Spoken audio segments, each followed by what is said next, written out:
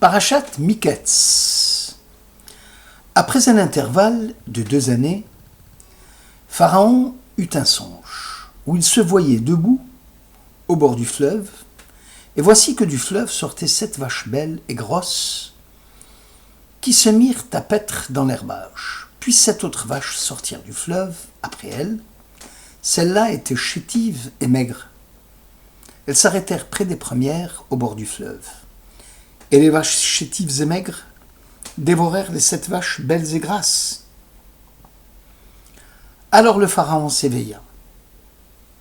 Il se rendormit et eut un nouveau songe. Le matin venu, son esprit en fut troublé. Il manda tous les magiciens de l'Égypte et tous ses savants. Pharaon leur exposa son rêve, mais nul ne put lui en expliquer le sens. Pharaon envoya quérir Joseph, qu'on fit sur le champ sortir de sa geôle.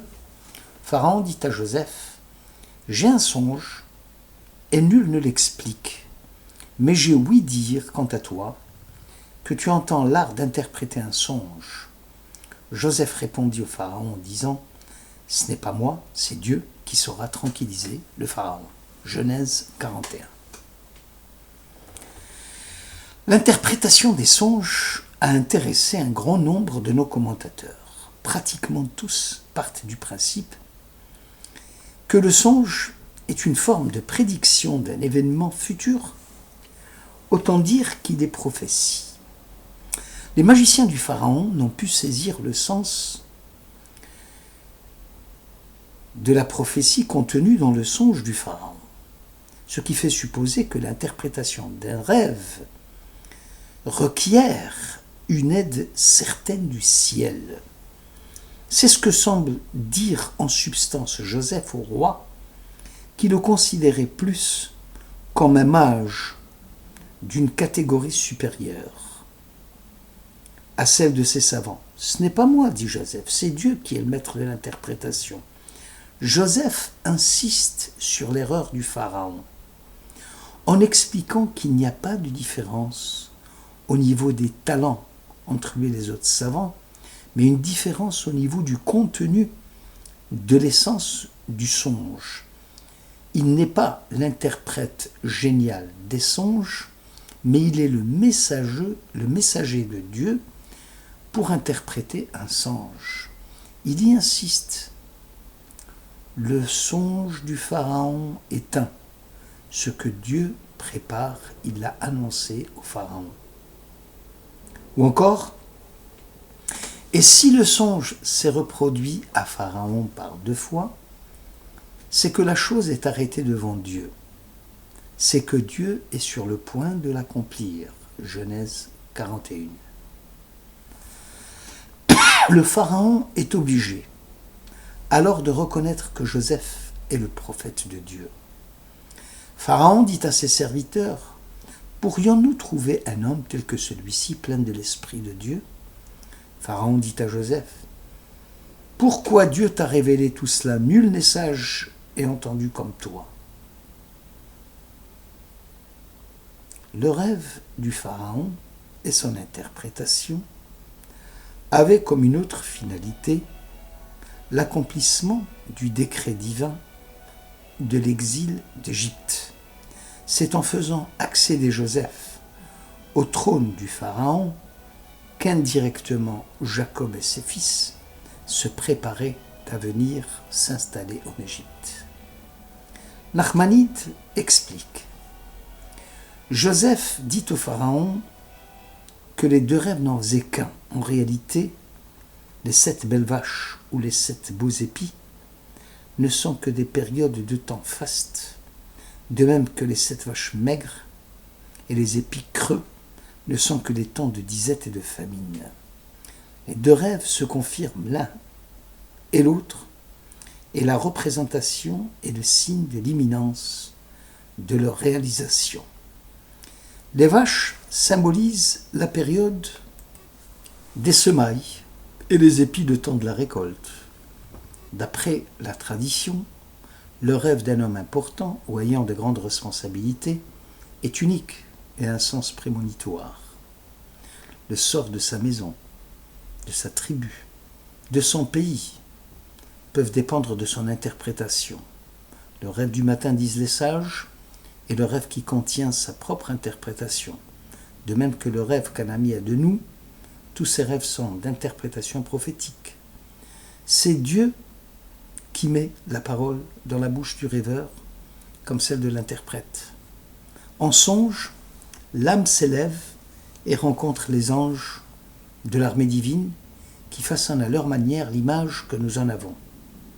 Dans les rêves, il n'y a plus la logique, ni la raison que nous avons forgée à l'échelle humaine pour satisfaire notre besoin de certitude. En songe, tout nous semble incohérent, irréel. Afin que l'interprétation que nous faisons à notre niveau soit le moteur des événements qui suivent. Pour un même rêve, il peut y avoir plusieurs interprétations qui sont possibles, qui peuvent se vérifier. Lorsqu'il y a harmonie entre le rêveur et son interprète, et une conjonction parfaite entre le récit du rêveur et l'interprétation qui est faite, le songe, disent nos sages, peut se réaliser effectivement. Le rabbin Hirsch développe les symboles du rêve. Le Nil, dit-il, qui fit monter 7 vaches grasses et 7 vaches maigres, est le symbole de la croissance et de la prospérité. Pâturage et culture sont les cadeaux du Nil. Lors du récit du Pharaon, ce dernier va déformer quelque peu la vision du songe, ce qui aura pour conséquence de tromper les astrologues et les devins d'Égypte, qui parlaient alors de conquête de cette province ou de naissance de cette fille. Joseph s'empressa de le rectifier, et la précision de Joseph était telle que Pharaon demandait si Joseph n'avait pas fait le même songe que lui. La vache, disent nos sages, est une image à la fois lunaire et terrestre. Elle représente les interactions réciproques entre les deux astres. Elle est aussi l'image de la création et de la pérennité de la vie matérielle à travers le lait servant à nourrir l'enfant. Elle représente le cycle vital de la croissance et la décroissance. Les vaches maigres dévorant les vaches grasses. L'épi de blé est un symbole solaire de germination, donc également un cycle de croissance et de décroissance, puisque les épis creux se substituent aux épis pleins. L'épi est aussi l'énergie de l'épanouissement d'un individu comme d'un pays par le développement des potentialités qu'il possède, en les orientant vers un but. La vache et l'épi représentent la subsistance d'un peuple dans les règnes animal et végétal, subsistance évoluant d'une manière cyclique comme les interrelations astrales, Terre, Lune, Soleil, avec des points hauts et des points bas. 7 est le chiffre déterminant de la durée du cycle, 7 ans de croissance et d'opulence, 7 ans de décroissance et de famine. Kelly Yakar insiste également sur les changements opérés par le Pharaon, qui voulait mesurer la confiance qu'il pouvait accorder à Joseph. Il raconta son rêve en omettant sciemment certains détails, comme par exemple les 7 vaches chétives et maigres s'arrêtèrent près des premières au bord du fleuve. Cette phrase a été omise par le Pharaon car, considérant le Nil comme un dieu égyptien, il n'admettait pas que le dieu égyptien soit source de mal. Les 7 vaches chétives qui sont sorties du fleuve, cette dernière omission montre que le dieu du Nil n'était pour le Pharaon que le dieu du bien et que probablement il y avait aussi la divinité du mal.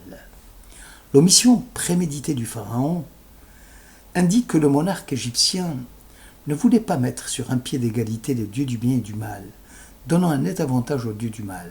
Cela explique la 3e omission entre crochets. Les vaches maigres dévorèrent les vaches grasses. Celles-ci passèrent dans leur corps, mais on ne se serait pas douté qu'elles y eussent passé, comme si les vaches grasses se complaisaient à pénétrer dans le corps des vaches maigres, sans contrainte aucune, et cela pour ne pas porter préjudice à la divinité égyptienne, symbole de croissance et de prospérité. Nachmanide soulève le problème. Qui a permis à Joseph, à la suite des interprétations des songes du pharaon, d'être chargé de gérer ce qu'il a interprété et prédit? En fait, la gestion de l'économie égyptienne est aussi la clé de l'interprétation. Celui qui est capable de dévoiler ce qui est caché, Tsafnat Panea, est de fait le ministre de l'économie chargé de la gestion du pays.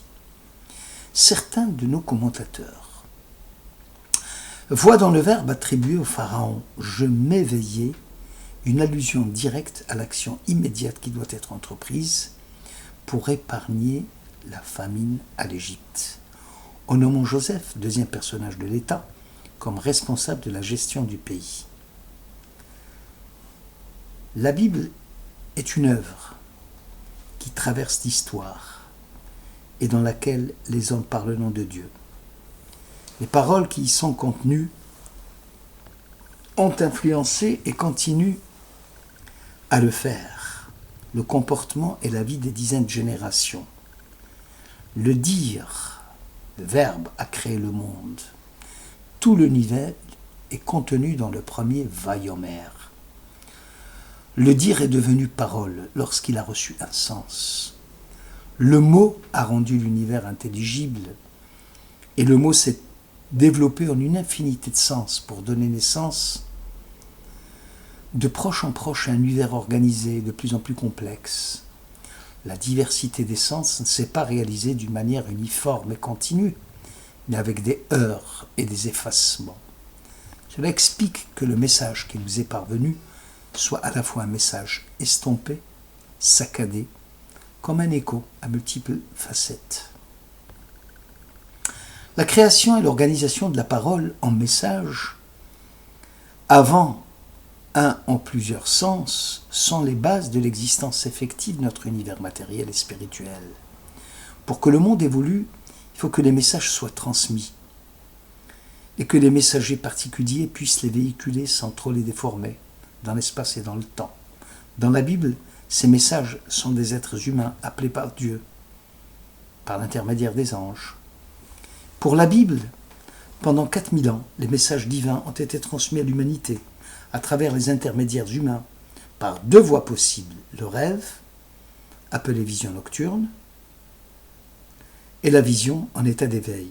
Dans les deux cas, un ange intervient pour faciliter la communication avec les divins. Les rêves et les visions sont ainsi des creusets de pulsions qui donnent naissance à un héros biblique. Dans la Bible, un prophète ne choisit jamais d'être prophète. Il n'apprend pas à devenir prophète, n'a pas de méthode particulière pour atteindre l'esprit prophétique et communiquer avec Dieu. Il est choisi, malgré lui, comme messager, comme porte-parole, pour transmettre le verbe divin au peuple. Le mot hébreu pour désigner un prophète est navi. Porte-parole, sur le plan sémiologique, ce mot signifie lumière en moi et l'unité. À chaque génération, Dieu choisit des hommes pour divulguer et transmettre sa volonté. Le navi a une pulsion irrésistible pour véhiculer la volonté de Dieu. Il en devient responsable et a une lourde charge à porter. Le prophète doit interpréter le message en langage clair et populaire pour le rendre compréhensible à tous. Le prophète peut engager un dialogue avec les divins et garder toute liberté dans l'interprétation qu'il fait du message reçu. Le message prophétique est une confirmation à la fois intime avec soi-même, puisque le prophète reçoit, traduit, transmet et participe aux conséquences du message. Rêver en hébreu se dit halam, qui signifie aussi récupérer, être fort et sain. Le rêve apparaît comme nécessaire à l'équilibre somatique, puisqu'il permet au conscient de récupérer par une certaine libération de l'inconscient. La racine du mot a donné les dérivés liés à l'extralucidité, à la folie aussi. Le rêve serait un lien entre deux états, sommeil, éveil, entre deux situations de l'être, conscient, inconscient, entre deux univers, matériel, angélique, et l'absence de ce lien conduirait à la folie. Les anagrammes du verbe halam sont mahol, la danse, melah, l'eau, lechem, le pain, lacham, pardonner, machala, maladie.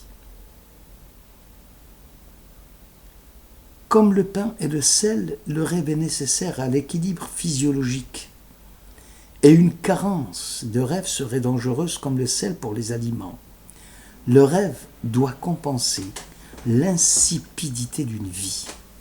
Dans la tradition biblique, le rêve est un état prophétique mineur et correspond au 60e degré, un 60e degré de la prophétie. Pendant le rêve, l'âme quitte le corps et rejoint le monde angélique. Si, à la suite d'un rêve, il vient au réveil des mots, que l'on répète à voix haute, il s'agit d'une prophétie mineure. Le rêve n'a de réalité que s'il est interprété. Tout le temps qu'il ne l'est pas, on le compare à une lettre non ouverte. Pour comprendre la relation entre le contenu d'un rêve, son interprétation, il faut savoir que dans la langue hébraïque, les rapprochements entre mots, puisque la langue est symbolique dans sa structure, font appel à l'étymologie et à la sémiologie. Cela donne des sens nouveaux aux mots et ainsi faire une relation entre la chose rêvée et son interprétation. Nous savons que la psychanalyse moderne est amenée à pratiquer cette même recherche pour soigner ses patients, puisque le rêve est un lien entre le monde caché de l'instinct et l'univers rationnel de la conscience. Le rêve, disait Freud, qui libère un refoulement, guérit le malade. L'interprétation de rêve est un agencement de séquences où l'on cherche un sens global et cohérent par voie de symboles. Merci de votre écoute.